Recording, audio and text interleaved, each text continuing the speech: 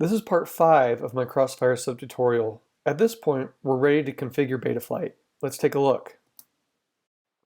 In Betaflight, I'm going to select ports. I've wired mine up to UART1, yours may be different, so I'm going to enable Serial RX on UART1.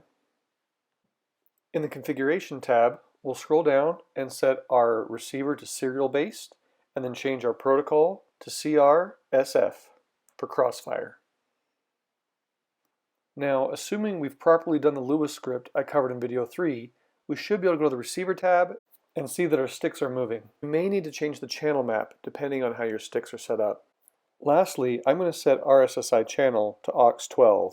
That correlates with when we set LQ to channel 12 in video 3. If I look down below, aux8 is actually the channel that maps with aux12. That's because it doesn't take into account the 4 channels reserved for roll, yaw, pitch, and throttle.